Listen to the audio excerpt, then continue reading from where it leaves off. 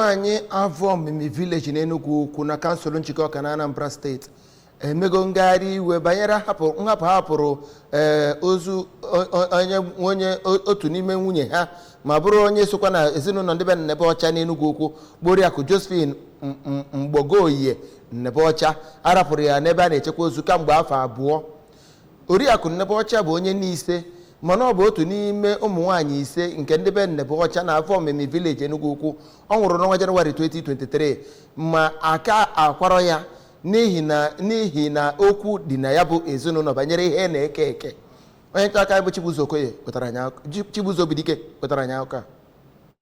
Esemokwu a na-akpụ ganịganị bụ nke butere isi ọwụwa nyegara ụmụnwaanyị ndị obodo bụ nke ha fọrọ ntụtụta na ha ga-eweta ikpe kwụ ọtọ nyegara onye ahụ nwụrụ anwụ dịka onye isi ụmụnwaanyị nke obodo ahụ na-ekwu bụ Oriakụ Elizabeth Okoye. O mere ka amata na Oriakụ Nnebọcha lara mmụọ bụ ezigbo nwaanyị ma bụkwaziarụ nwunye na-erube isi mgbe ọ dị ndụ ganye n'ọnwụ ya ma kwukwezie na ekwesịrị ka akwanyere ya ugwu ikpeazụ ruru ya ọtụmadị esemokwu ọbụla dị na ezinụlọ. Oge ọ na-akọwa ihe kpatara nsogbu a ji wee pụta, nwa nwoke ikpeazụ nke onye ahụ lara mmụọ bụ Maazị Chizoba Nnebọcha kwuru na ụfọdụ ụmụnne ya bụ ndị jụrụ na agaghị enyi nne ha n'ihi zọnzọ kwuru zọ ha na-azọ akụnụba nna ha. Oge ọ na-atụnye ntụnye nke ya, nwanne di onye ahụ nwụrụ anwụ bụ Injinia Emma Nnebọcha bụ onye kwuru okwu site na igwe okwu mere ka amata na ikpe a bụ nke nọ n'ụlọ ikpe ma kwukwezie na enweghị onye jụrụ na agaghị eli nwa amadi alara mmụọ kama na ha kwuru na a ga-enyi ya ebe ndị ezinụlọ si ka enyie ya.